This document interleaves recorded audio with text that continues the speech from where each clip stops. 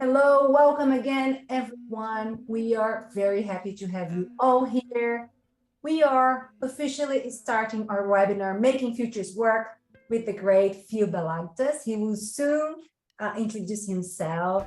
We're going to be talking about integrating future thinking for design, innovation, and strategy. Phil just launched an amazing book. Here you go. I think the music's still going, Juliana. Music's still going. So Phil launched this amazing book.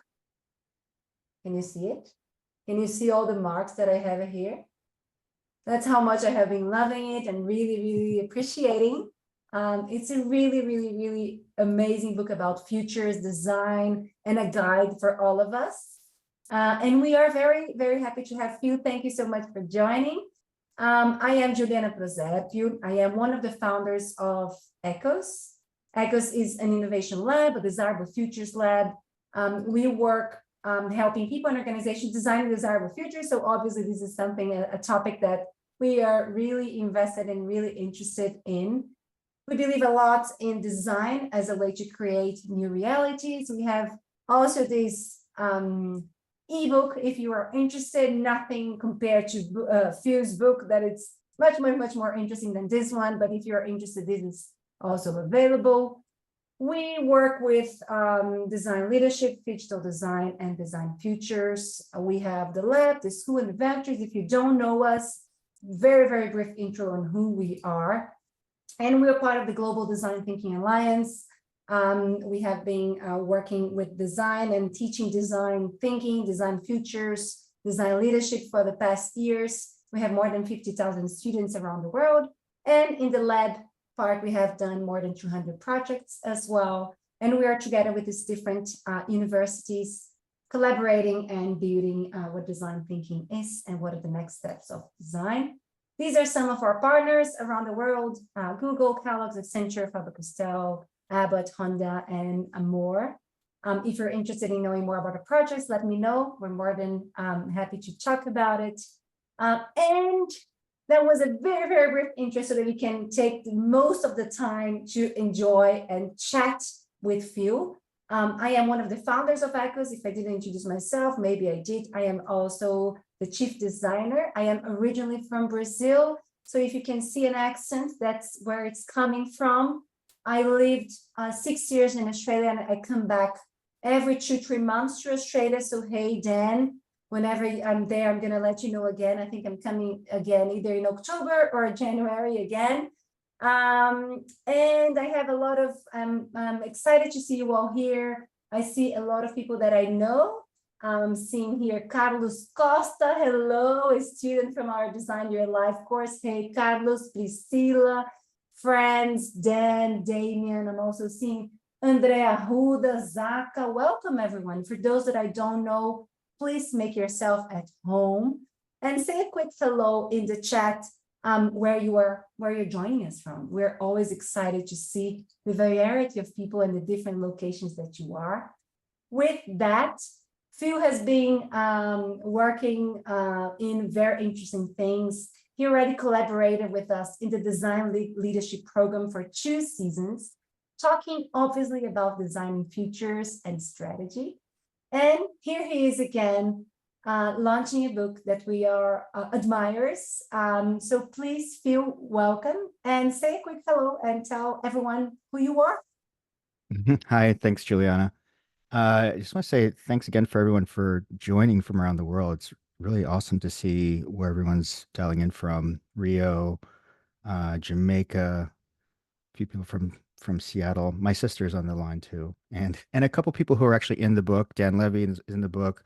Anthony D. Paul, who used to work at GE. There's a huge story about him in the book as well. And Christy Ennis Clute was one of our technical reviewers. So thank you for joining. I am I these days I introduce myself as a futurist, or I had been, but I think I really am more comfortable by calling myself a designer, because most of my education has been in design. My undergraduate degree is in graphic design, though I didn't really go into designing books. I went directly into web design and building websites. right out of college. Um, I grew up in Richmond, Virginia. I'm a Filipino American, but I grew up in Richmond, Virginia. Was born and raised here. Went to school at Maryland. Worked for nonprofits, government institutions. Worked for some interactive design agencies in the mid '90s. Moved to San Francisco in 2007.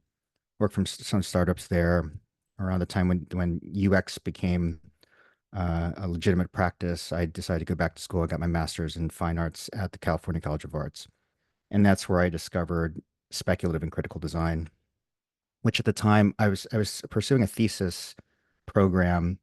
I really wanted to just kind of get really deep about a particular topic, and I knew I was really interested in the future.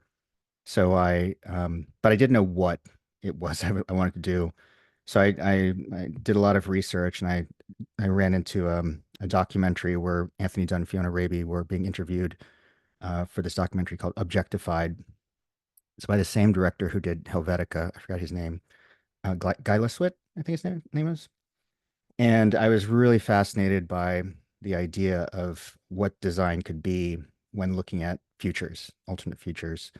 And it was a type of design that was so just weird and a little bit uncomfortable. And it wasn't all about screens and sci-fi and robots. And it was really investigating these different aspects of how to think about the future from an ethical perspective, also from a technology perspective, but just from a different dimension. The things that came out of Dun and Raby's school, the Royal College of Arts, during their time at the Design Interactions program were just so profound and so provocative that I decided to do my entire thesis on it. Anyway, so I did my entire thesis. I really did some research. I didn't really know how to do critical design. There wasn't many frameworks around. And so I had to kind of reverse engineer a lot of the work that I saw and try to figure out what it meant. And my whole thesis is really around how can we use speculative and critical design as a real tool, not just an academic exercise, but a way to really think about the the implications in the future. And I gave my thesis talk, and I didn't really feel like anyone understood what I was talking about. And I it was sort of speculative critical design was the vehicle that I was using, but I was talking about data and identity and how data might be misused in the future. And this is way before the Facebook debacle and the Cambridge Analytica um, thing. And I felt like no one really understood what I was doing. So I tucked it away, and I felt a little bit deflated. I worked really hard on that, on that concept, and I got a job as a software designer. I eventually made my way into General Electric and working across different business units, designing interfaces for uh, oil and gas and aviation. Made my way into the aviation business unit. I was working with airlines. And this is where I met Anthony Paul. I'm not sure if we met while I was there, but we were both working at GE at the time. And then at the same time as I was working at GE, I started had this like coming of age moment where I was questioning what I was doing with. Sorry, this is a long introduction, but it's kind of it'll give you the story as to why this book was written. Um, I kind of had this moment where I was just asking myself, what am I doing with my life, and am I really making the kind of impact that I wanted to be making as a designer? And I had to kind of think back. So this is 2015, and I thought back to the last time I felt like I was doing something meaningful, and that was the work I was doing in my thesis program, the speculative design work. And so I just kind of took a risk, and I started this meetup in San Francisco called Speculative Futures. At the time, it's called Critical Design and Speculative Futures Meetup. And I spent like $100 on some pizza, and some people came, and they were really interested in it. And I felt like this was just a moment for me to test the waters in San Francisco to see if anyone would be interested in hearing about speculative design. And it kind of grew very rapidly from there. We ended up creating a global community, and we spread out around the world. We went from I think like 6 chapters in 2018 to over 60 2 years later. And then I think the last time I had checked, it was like 80 chapters or so. So we had this community of people around the world who started building these meetups. And it was just, and then we had a conference called Primer. And then I formed a nonprofit called the Design Futures Initiative and worked with the community for about seven or so years, all the while doing my full-time job as a design director at GE. And then I left there and went to McKinsey and Company. I can't remember, it was like 2017 until after the pandemic. So my entire life has really been around design and mostly design digital products and services. And I'd been testing these concepts, kind of smuggling it into my process, trying to see if futures would work in a corporate setting. And some of the hardest places, I mean, you think about like General Electric, a very traditionally conservative company, um, where it's really I felt like it was kind of hard to push new concepts, new processes. But I was working with a really great group at GE Digital. And so we were really trying to push the envelope a lot. We were always doing lots of workshops and trying new methodologies. So it was kind of the right environment, but also I had to be very careful about doing it.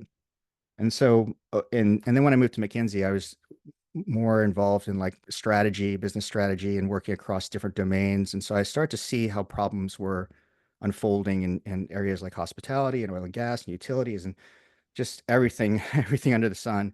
And I was still kind of testing these concepts. So the book is a culmination of all of my experience working as a designer and a design leader, and fusing that with the futures work that I'd been studying, the community I'd built, and I was talking to so many people, reading so many books, and just really trying to make this bridge between that world and our world.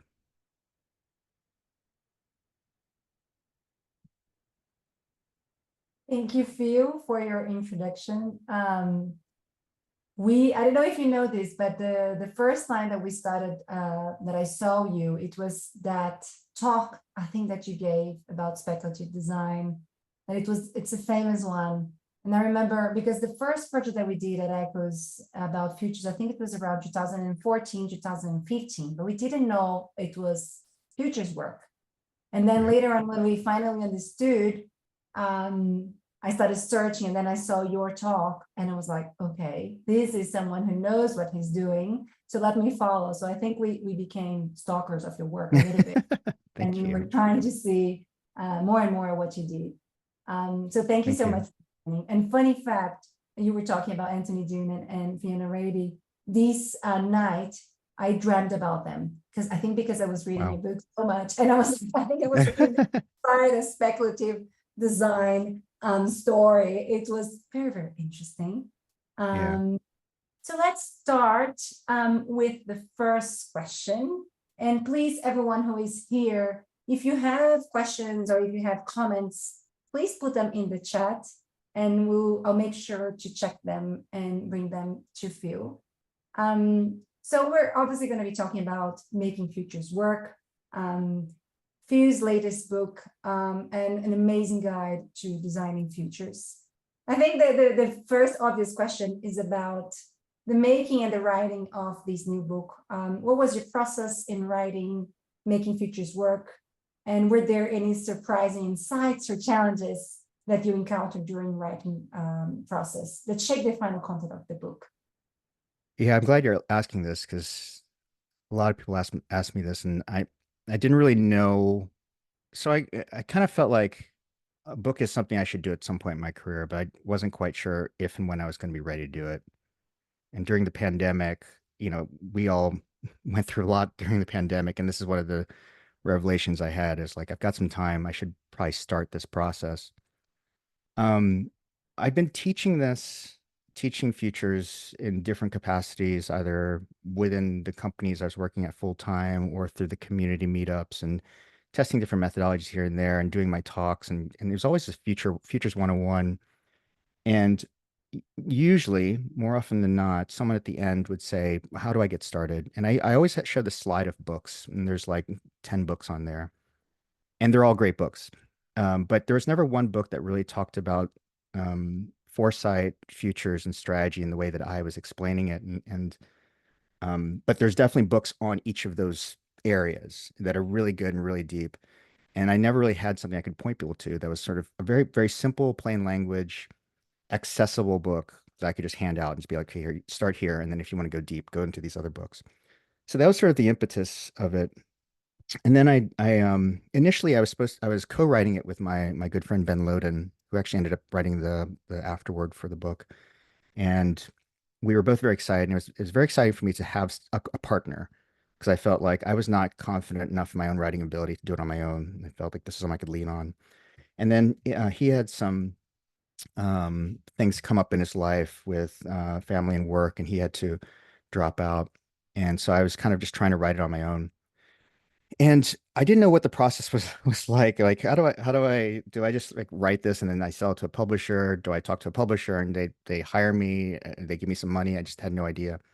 I had some friends who were connected to Rosenfeld and O'Reilly. At first I was, well, before the publisher, I was trying to write it on my own, and I had this.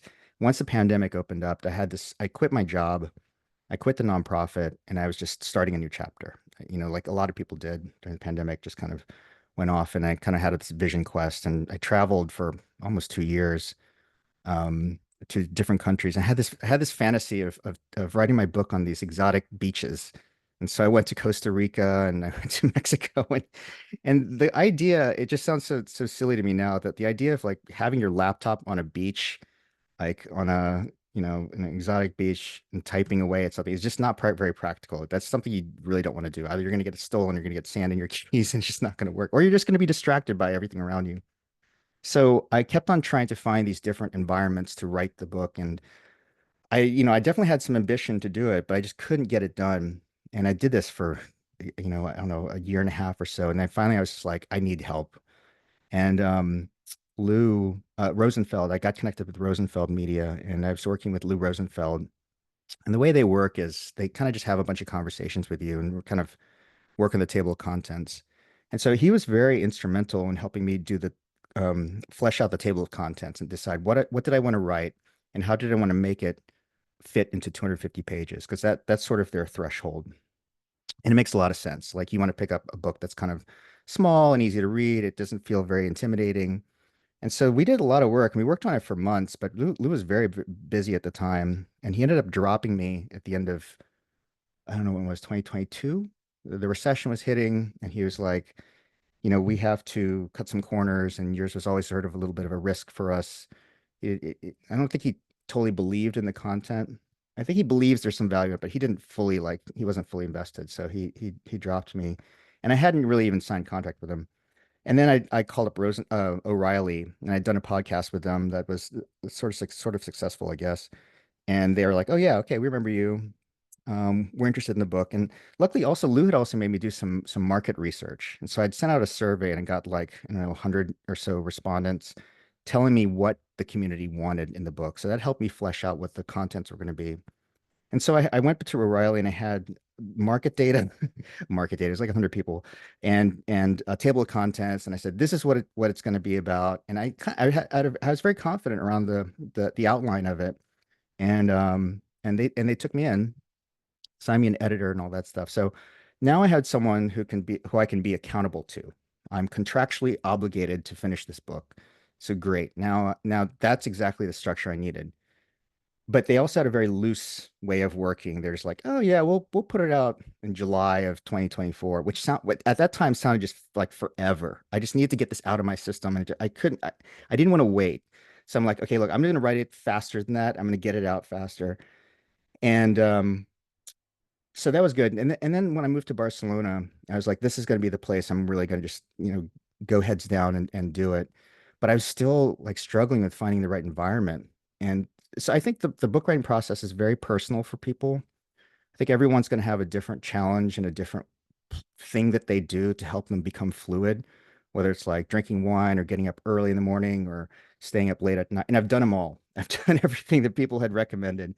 And the one thing that really helped me um, just make progress was not only having the outline and having this like years of experience teaching these bits and pieces where I just had to fill in the blanks, but also just I found a co-working space that had like a quiet floor.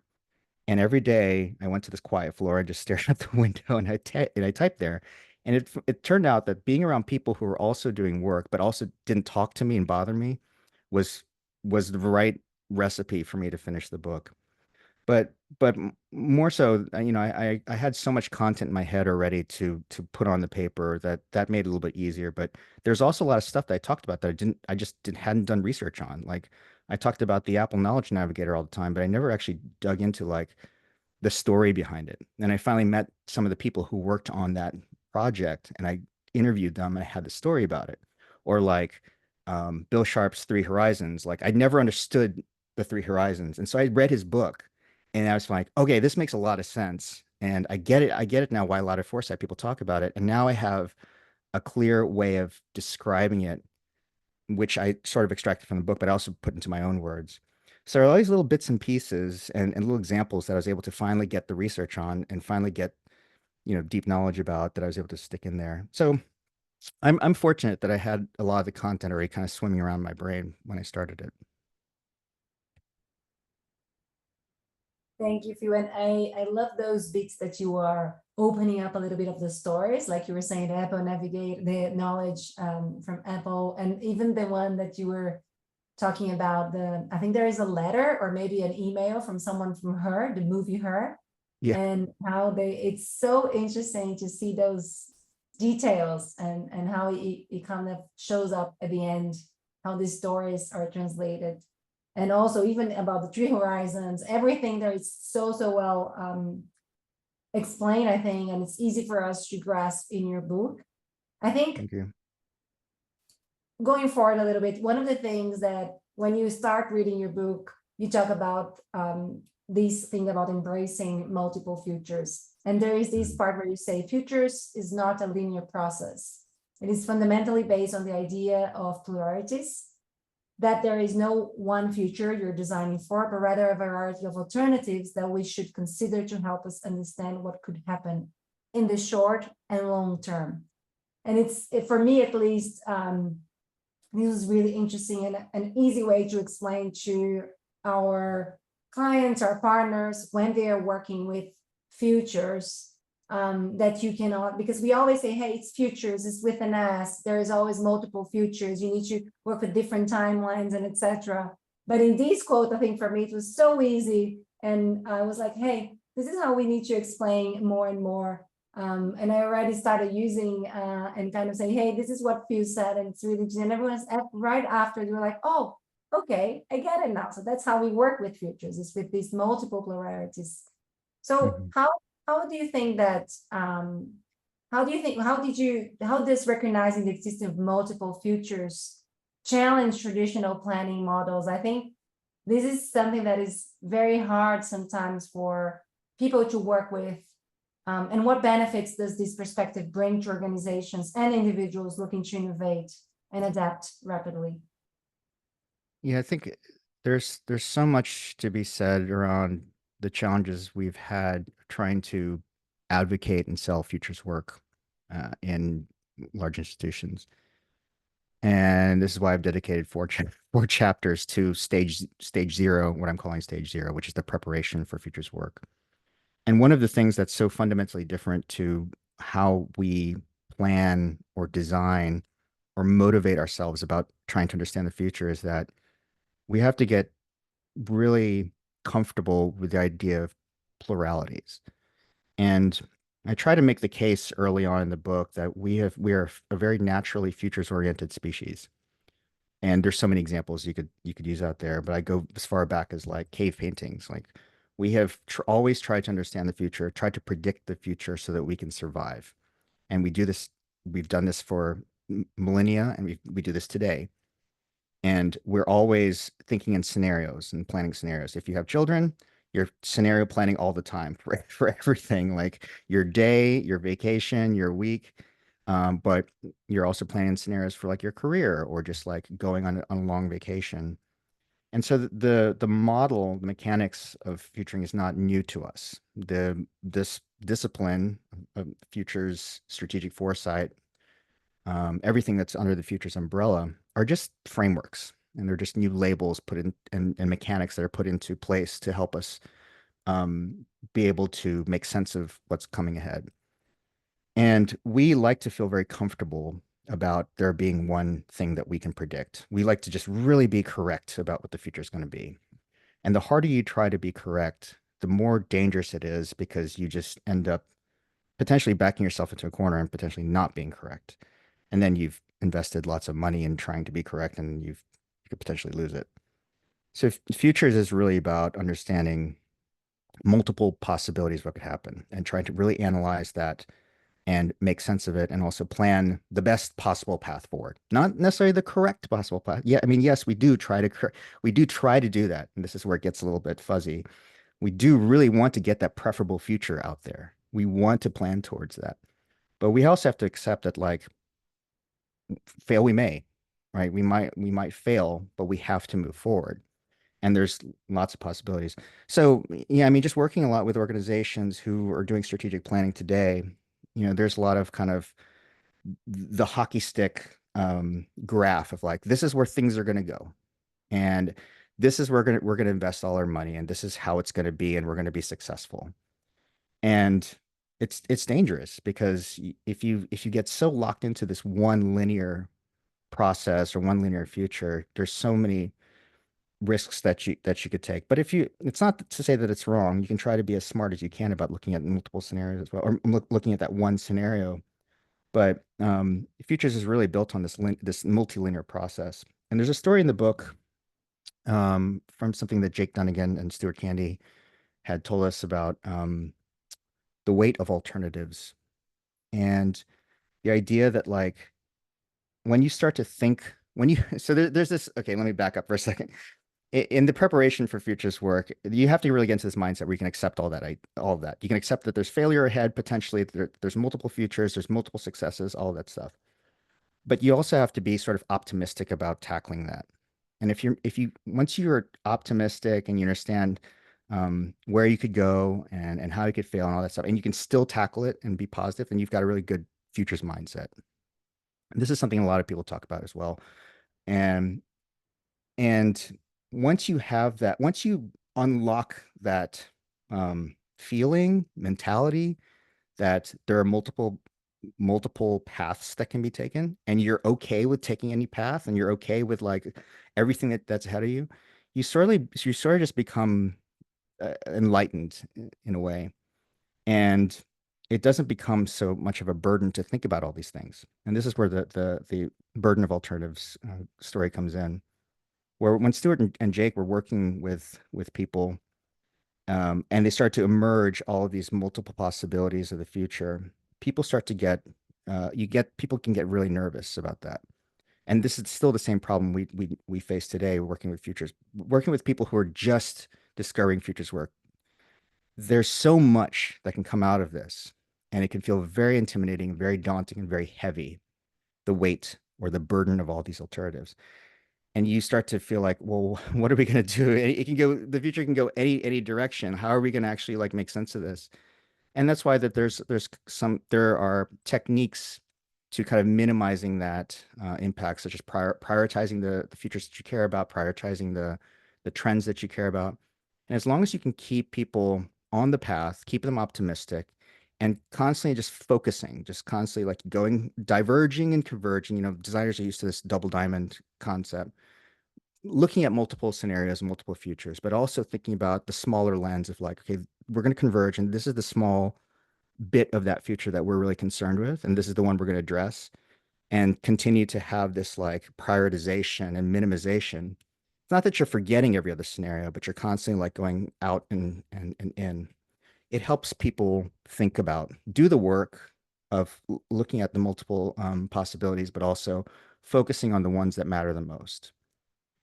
And at least you've done the work, and you've looked at all the threats and opportunities, but you get to really invest all your time and money on the focused area that you're concerned with, or that you want to be opportunistic about.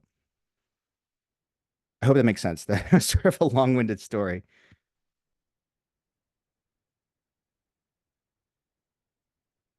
Thank you, Phil. Do you think that you talked about the burden of alternatives and the weight of alternatives, and you said this is more prominent when people are starting to work with futures, right?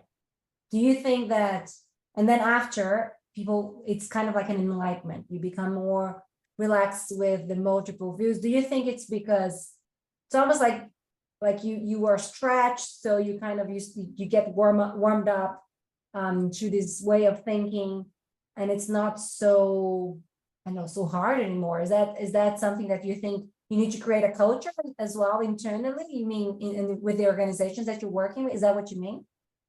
Yeah, I mean the culture bit, I mean, comes with building lots of different types of emotional and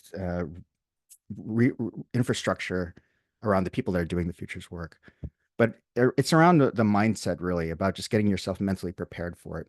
And sometimes even though you try to tell people like, okay, look, we're gonna look at multiple concepts here, multiple possibilities, and some of them will be scary, and some of them will be really exciting.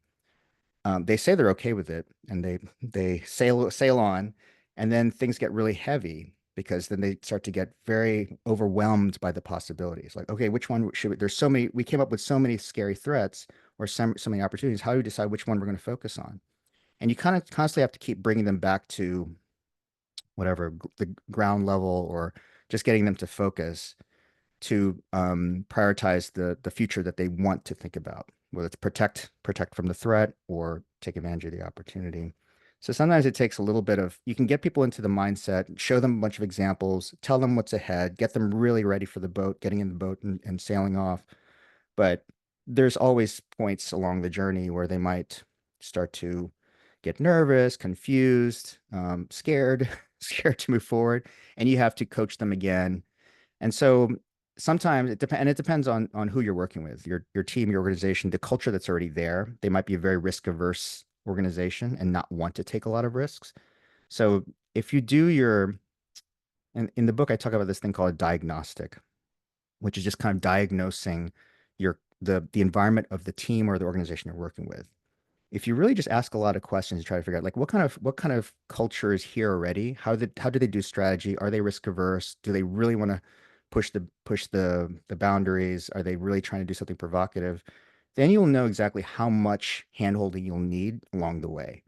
You'll find out a lot of stuff just from diagnosing all of this. You'll find out how like if you need to speak in the vocabulary that they're using to get them to understand certain things, how long the process should take, like what methods and frameworks you think will be most effective along the way. And it really just kind of helps you plan out and be, you're kind of futuring, right? You're trying to figure out like, okay, who am I working with and how can I succeed with bringing them into the future without mutiny, without confusion, without anger or fear and all that stuff. And then you're ready to course correct or solve those problems along the way later. Thanks, Phil. I'm going to move a little bit forward in the questions and we'll talk about navigating uncertainties. You also say in your book that speculation doesn't have to be a wild guess without boundaries or evidence. And I love this because sometimes when you talk about speculative design and speculation, people are like, oh, it doesn't really apply to anything because it's not anchored in something, right? So how can we effectively manage both known and unknown uncertainties in future work? And you also talk a little bit about that at the beginning of your book. Yeah. And what strategies have you found most effective in addressing these challenges? Yeah. Yeah. Back on the vocabulary, if you've really tried to understand how safe is it to use some of this vocabulary, in the beginning when I was testing some of this process at GE, I never used the word speculative design or design fiction. We always framed it in terms of vision and strategy. We're just going to have a vision of the future. We're going to do a vision workshop. And that was a safe word to use. But what we were doing was really speculating about the future. Um, so really trying to understand what that means before you bring those terms in there. Um, but yeah, in the beginning of the book, I talk about the Rumsfeld matrix, which was coined by it's it, it's coined by Donald Rumsfeld. is the Matrix is famous for him talking about the knowns and the unknowns when they invaded Iraq. It's such a dark story that which is why I don't like using his name attached to it. But it's based on another methodology prior to him using it. But it's a two by two, and it talks about the knowns and the unknowns. And there's known knowns, known unknowns, unknown knowns, and unknown unknowns. I know that sounds kind of confusing, but all it's just really trying to do is kind of map out like what do we actually know and what do we not know. And there's always going to be this box of unknown unknowns. And these are the things that are like black swans. A black swan is an unpredictable event, something you could never have predicted. that sort of comes out of the blue. Some people think the pandemic was a black swan, but there's many people who are already kind of talking and thinking about that. But for many, it was. And it's an uncertainty. It's an uncertainty that you will never be able to plan for. You can think about, you can do all these exercises and really just really think hard about what could happen based on what you know about patterns in the world today, what you know about history. But there's always this small percentage that there's going to be something that you are not prepared for. And that goes along with this having this positive futures mindset. And there's so many innovations that happen in the world that we feel like we are completely unprepared for, like NFTs and some of these things that just get hyped up really quickly and then just kind of disappear. And you're just like, what the hell? Why did that come around? No one could have could have predicted that kind of thing. Um, but again, like it just understanding that there are things that we are sort of aware of but don't understand that could happen, or things that we completely are unprepared for. You have to be able to accept that all that is there. Uncertainty, complexity, ambiguity, the VUCA acronym, all of that is there, and you should be able to just be okay with moving forward and addressing that. And then also just kind of sometimes it's really hard for people to get comfortable with uncertainty, and that's where sort of this priming in the very beginning is really important. And you can use a lot of techniques, and some which I just talked about, like showing them the best examples, showing them like really innovative examples, things that are outside of their field, or showing them things that are within their field so that they can kind of make the connection. But some of it is like leap of faith. Like a speculative concept can just be something that's completely super provocative, but giving people the space to do that provocative work is really important. Not everyone's going to give you that space. Um, so yeah, I mean, again, this is speaking to just kind of this preparation aspect of really just getting them comfortable with this idea of fiction being a very valid response to something, or speculation being a valid response to something, that it's okay. And by doing this work, yeah, we might come up with some crazy stuff, but we also might come up with something that's so innovative and so pioneering and so like just a great way to protect and secure our business, that we should do it. We should just try it out.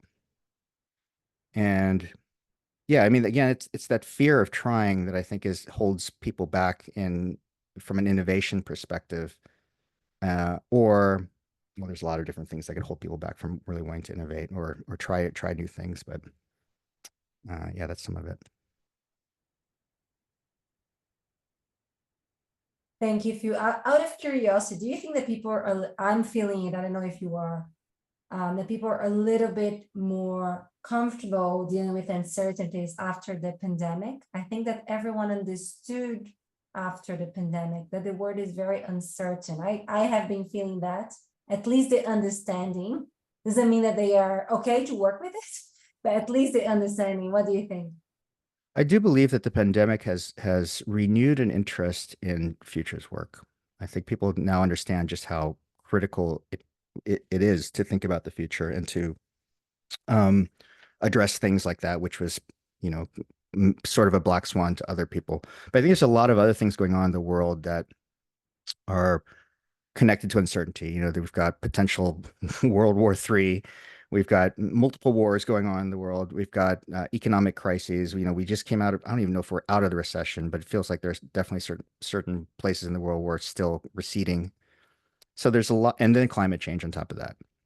So I think there's a lot of, unfortunately, there's a lot of really big, wicked problems, if you want to call it that, that are making people think like we need to really be prepared for whatever that could happen. Thank you. Moving forward again, we have another question about the power of storytelling in futures. In your book, you mentioned narrative-based prompts, science fiction, and experiential futures, like those in Denigan and Candy's letter. And I thought I didn't know these letter from Candy's work. And Mhm. what do you think? What is the role do they play in making futures more relatable and engaging? What do you think that is? Why is it so important? And I think that's the part of designing futures, because you talk about strategic foresight, Hmm. you talk about design futures. Yep. Why do you think this is so important? Yeah. So, when you're deep in this work and you are starting to paint different types of scenarios, or you're coming up with a speculative design or something that lives in the future, either it's the future world or worlds or a future concept, an initiative, product, service, you really need to get people, and depending on how even provocative it might be, you really have to get people comfortable with being there. And the storytelling is so important. Um, I started I started digging up the JFK speech, when the speech they gave at Rice University in the early 60s, which basically started the um, the journey toward the Apollo mission to put someone on the moon. And at that point, we were sort of in a space race with Russia, and he gave this speech, which became a very famous, memorable speech of how he basically said, "We're going to go to the moon."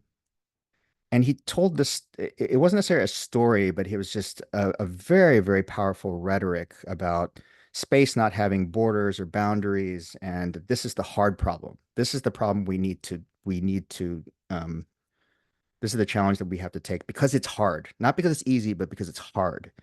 And that it's something that we have to do. We have to go to space and we have to put someone on the moon. And at the time, it's just this kind of this ridiculous idea, but there's a lot of political rhetoric behind it as well. But that story, or that speech, whatever, and plus all the funding that he had instigated into NASA to do that, was part of this scenario that he was painting for the U.S. to achieve that challenge. And it's sort of like that when you're trying to paint these futures of like, we need to solve for climate change. We need to solve for potential economic crisis or potential pandemics or whatever it might be. Or there's a future out there that we have to do it because, yeah, it seems hard, but it's the problem that we have to achieve. We have to solve. And painting these pictures through storytelling, through scenarios, whether it's through writing or through illustration or through video. There's a lot of really powerful AI tools out there now to tell these stories. It's really important in getting people bought into this belief system that this is the future that could happen. And I talk about belief systems because that's basically what you're doing, right? The future doesn't exist yet. It's out there to be painted, and you're doing all this research to figure out like what could happen. Now, to get someone invested, and especially if you're doing like a 10-year business strategy, you're investing millions of dollars into some initiative, you got to get them really, really invested in it and really believing this is the thing that this is the path they have to walk. So how you tell that story, whether it's through data or through comic strips or through video or just a really strong speech, is really important in getting people on that boat, on that mission to get there. And there's so many different ways to do it. And Candy and Dunnigan have I talk about the experiential futures, which is something that they had started back in was it the 90s or so, where they really build out these immersive environments for people. Now, this is a really potentially a lot of work and kind of an expensive endeavor to actually build all the props and stuff. But it's just one way to put people into the future. You can definitely get people invested in believing something through words on a page. It can just be words as well. But they had really thought about like experiential environments and immersive experiences way before immersive theater and immersive experiences today it came about. And they'd really just kind of shove people into the future and make them believe they're there, and then make them think about policy, and they put up posters as if they're living there and make them live in that future so they can just take a moment and look around and say like, okay, is this the future that I want or I don't want? And what am I going to do about it today? And I love that idea. And I've been experimenting in immersive theater, immersive futures as well. It's kind of the next thing that I'm exploring. And I did my first event in Barcelona last year, which was really which was really really a harrowing experience because it was I'd never done anything like that before. But it was a nice little experiment to show how much is necessary to get people to believe this is something that could happen. Like, what are the props that are necessary? What's the dialogue? What's the language? And what's the story that they have to make believe? And you can do this in a workshop as well. what are the props that you have to bring into the workshop to get them invested in that? One thing that we have been using, that I think I told you already, Phil, that it's very low cost and very effective, is to create audio futures persona Oh yeah, that's great. with a deep empathetic experience, where we usually either we ask them to put the headphones, close their eyes, and really listen to the story of this person in the future. And we did this in a bunch of projects, in finance for a bank. We did for the future of entrepreneurs. We did for the future of different diseases in healthcare, and it's so That's great. effective because you really believe and you really engage in the story, and you really foster those emotions that you want people to believe. Either that being, if you go more to the provocative side, speculative design, if you want them to don't like it and create strangeness, it really happens as well. And on the other way, if you want them to feel empathetic and really kind of engage in the story, it also happens really, really well. And I think it's a low cost way of doing immersive experiences that it's really, really interesting. It has been working a lot for us. So I Absolutely. really love this bit of your book that was That's talking really about great. the different experiential futures. I really love it. Thank you That's really for great. so well. And I think we're getting closer to the last question, but we have more questions in case we have extra time. I'll ask these questions that I think it's really, really interesting because it's the almost like the sequence of doing futures work. But I wanted to already tell everyone, if you have questions, please put them in the chat so that we'll have a little bit more time to ask Phil. And this one is about, I love that you added a whole chapter for that, talking about integrating futures thinking into organizations. Because I think this is so, so important after you leave not only the strategy, like you also put in the book, but also integrating futures thinking into organizations. Because if you only have a vision, yeah, beautiful, but how do people kind of continuate this work, and how can they do it by themselves maybe later? So what are Right. the key challenges and strategies for embedding futures thinking into an organization's culture?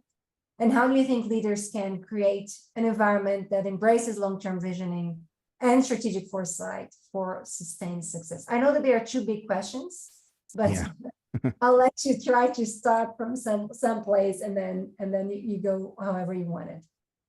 Um, yeah, after we published the book, I realized that it had clocked in over 350 pages, and I wasn't quite sure if I need to put this chapter in, but we had a really great technical review team, and I listened to a lot of the comments, and this was something that wasn't sure would be valuable, but I'm hearing that it is.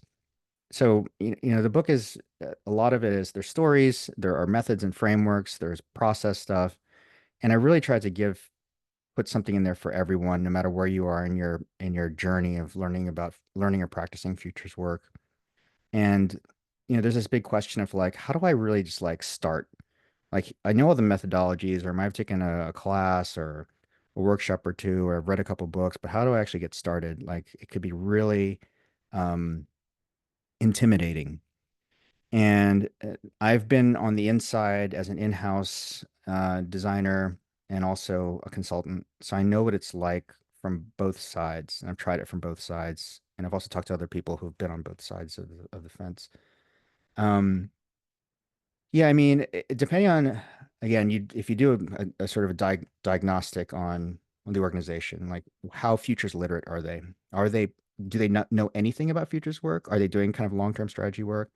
Or do they do strategy work and maybe they don't call it futures? Do they do something that's similar, or have they heard of it but never practiced it? And getting that, trying to assess what that is before you start is good. And then from there you can decide what's gonna be your entry point. Typically, um, doing some kind of a talk or introduction to this, whether it's like sending out a talk to interested people, and I usually start with the design team. I feel like designers, and this book was originally written for designers because that's who I am and who I talk to the most. They seem to grasp it a lot easier than like some of the other people, business analysts, strategists, project managers, because we've done this kind of work in school already. We've done speculative thinking in school. We've kind of not been constrained and come up with those thesis projects that are kind of out there in future already. So we kind of already understand this concept.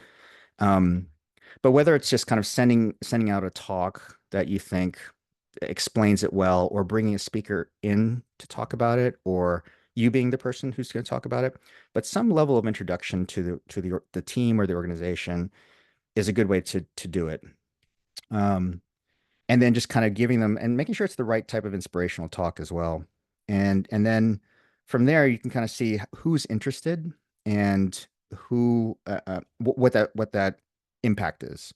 And from there assess like, okay, I can actually start to practice this myself and start to run some workshops or start to advocate to be on projects and use it, or I might need to do something else. Maybe they're not fully bought in.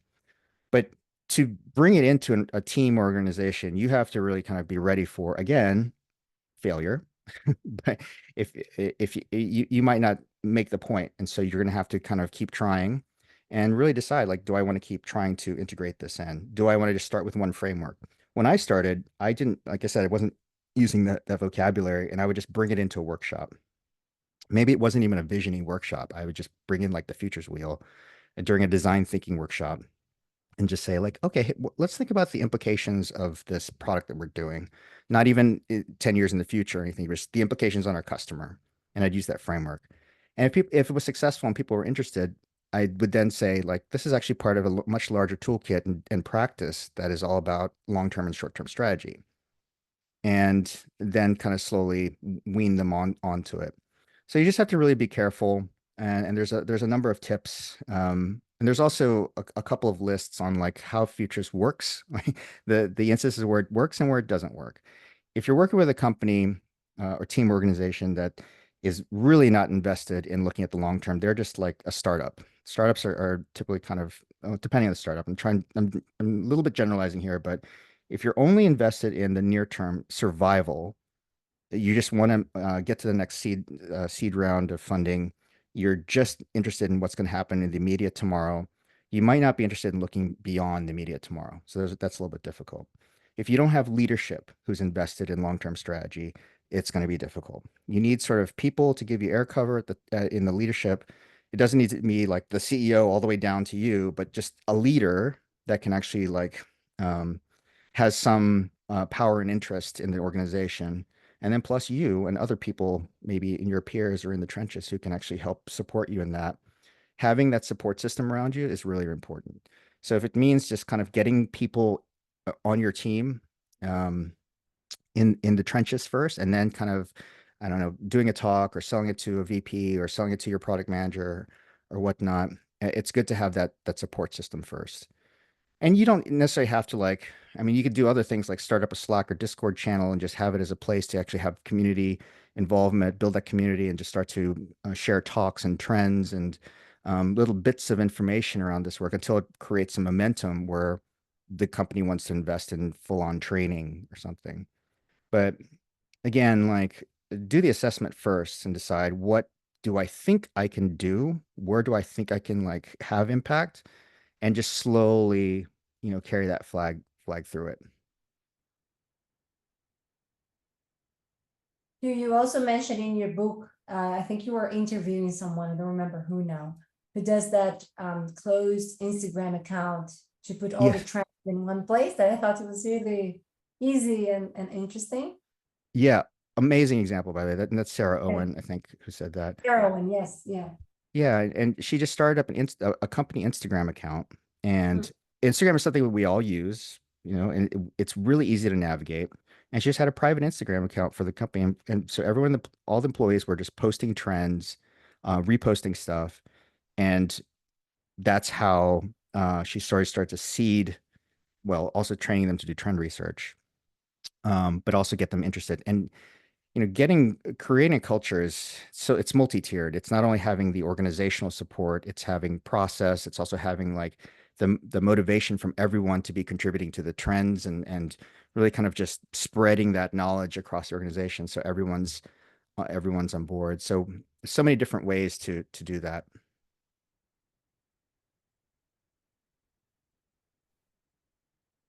we are getting close to our end. So I wanted to ask you if you have anything that you wanted to add and to kind of talk a little bit more about something that we missed in this talk. I know it was very short. There's so much more. I only showed you 10 questions, but I initially had 20 questions.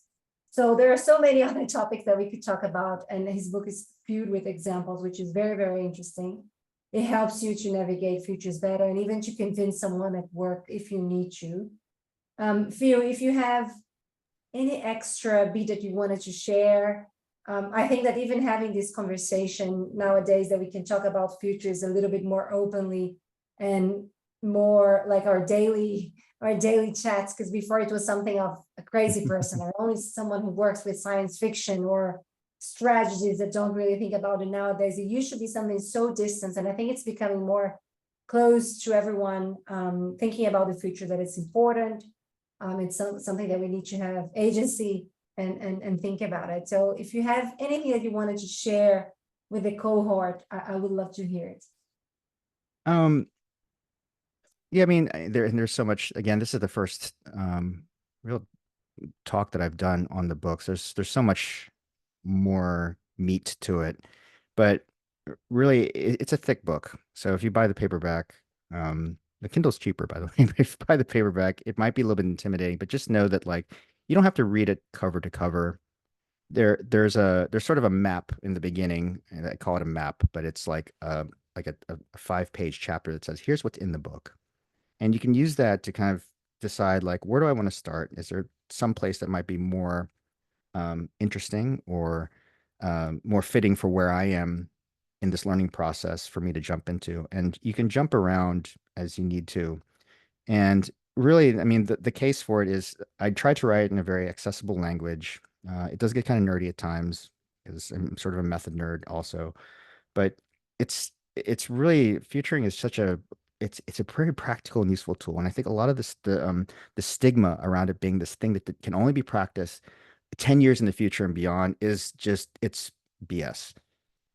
These are just tools that we can use for our practice for every day. You can use it to plan out your career or your marriage or vacation to a 10-year government strategy. And don't be intimidated to share this with others, but also just to kind of like dig in and just see what works for you. And I put a lot of these disclaimers throughout that like this is just one approach, and this is the one that I've found is useful. But there's so many others, and I think I even reference a couple of other approaches in there. Like Nicholas Badminton has his own process, and I showed a process map there how he does it, and it's similar but different. And just pick it up and use it, and make some of your own stuff up, make your own decision on like what works for you or what doesn't work for you. It is not meant to be a prescriptive um, tool of any way. It's a toolbox, but it's not meant to be prescriptive at all. So I hope that you guys find it useful and interesting, and if there's one method that you can walk away with, then it's worth picking up. Thank you, Phil. Everyone, let's give a round of applause for Phil. That was really, really interesting. And it's so good to hear firsthand you talking about the book. I've read it and it's really inspiring, but listening to you say, these are all the other questions that I had here for Phil, but there's much more in the book, much more.